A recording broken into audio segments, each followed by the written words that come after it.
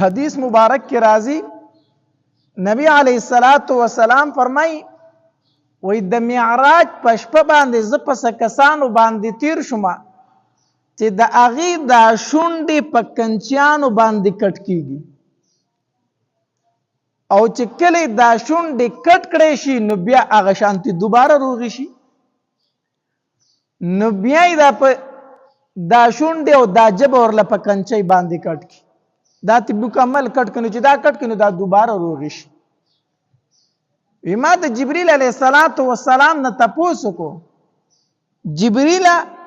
دا کم بدبخت خلق ته چې الله تبارک وتعالى ورته دومره سخت سزا ورکړي شونډې په کنچانو کټ کیږي جبې په کنچانو کټ کیږي جبريل د دوی جرم څه دی دوی ګناه څه کړی دا وی جبريل علیه السلام راته او فرمایل دا استاد د امت بے عمل واعظین دي دا استاد د امت هغه علما هغه مولیان دي چې بیانونه نور ته کوي خو په خپل په عمل نه کوي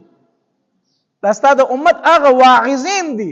خلق ته وعظ او نصیحت کوي خو په خپل په عمل نه کوي یقولون ما لا يفعلون چې سوي نو هغه کوي نه دا هغه خلق دي ذکر ته الله دومره سخت سزا ورکړي الله دې زمونږ په حال باندې رحم وکړي علم د پاره عمل ډیر ضروری دی علم زیادت دومره ضروری نه دی چې د عمل په زور ضروری دی دا خو ځان خبر ده چې دا لوی عالم دی خو دې خبره ته وګوره چې د دې عالم په خپل علم باندې عمل څومره دی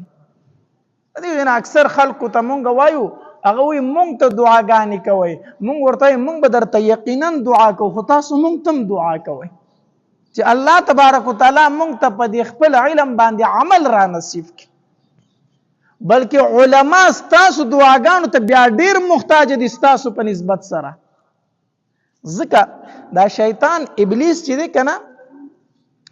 د چې په عالم پسې څومره زور لګي دومره په امی پسې نه لګي د عالم ته ډیر زور لګي ځکه چې یو عالم گمراه شو د سره پوره محله پوره علاقه گمراه شوله د غلطه مسله بیان کړه غلط خبره وکړه خلک په عمل کوي نو دا ټول خلک په گمراهۍ کې اخته کیږي نو شیطان وی کم مین ځای چې دی مین سړی چې کم دی د چا چې خبره چلیږي د گمراه کدا نور به په خپل گمراه کیږي نو د شیطان زیات زور په چا پسې وي په مولا پسې وي په عالم پسې وي ادي وجنه علما ستاسو دعاګانو ته ډیر زیات محتاج دي ادي وجنه نبی علیه الصلاۃ والسلام فرمایي کنه وای چې کله تاسو په امام پسې شاته ودرېږئ دا صفونه جخ جوړوي په دې صفونو کې لار مپرېږدئ دا صف چې دی کنه دا صف دا مخې ته د امام د پاره شاته یو سکیورټي ده دا صفونه چې ولاړ دي کنه دا یو سکیورټي ده دا یو دیوال دی د امام ته نو نبی علیہ الصلوۃ والسلام فرمای تاسو په صفونو کې لار مفریدای ځکه دا شیطان چې په صف کې نری غونته کې زوم می دی پاره کې ورننه وځي نو په یو صف کې رانه نوځي په دویم کې رانه نوځي په دریم کې رانه نوځي نو مخې ته چاته ځان را ورسي امام ته ځان را ورسي دغه د مخې د طرف راتلې نشي د خي او ګس د طرف نشي راتلې خو دې چې حمله کوي د شان کوي د حمله د شان کوي نو چې کله د شان حمله کوي نو د په صفونو کې رانه نوځي نو د صفونو کې نشي راتلی خو چې په صف کې لار اومن تل د پاغي کې نه نوځي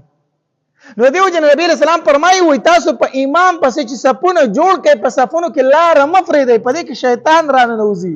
خنه چې په صفونو کې راتو نه چاته ځان را ورسو امام ته ځان را ورسو نو چې امام ته ځان را ورسو نو امام مخې ته په مانځه ولاړ دی ورته وسوسې شروع کی نو چې مولا صاحب په مانځه کې غلط کې جو شاته ټول خطا شروع چې د امام صاحب سوچ خراب شي په مانځه کې سوچ پاتې نشي شاته ټول مونږ کېږي خرابېږي نو د دې وجنه اکثر مخه ته امام خطا شي نو موږ وايي مولوی صاحب سوچونه بل زیدي د مولوی صاحب سوچونه کې ستام قصور دی شاته سب ته وګرځنده شیطان خو ته مخه تر پرې خودو نو صفونه به بالکل نبی علیہ السلام فرمای جوړ ساتي جوړ مخکې صف کې چې د یو تن ځای او د ده مونځ شاته نه دی پکار دی به مخې ته صف ته راځي دغه ځای به بند دی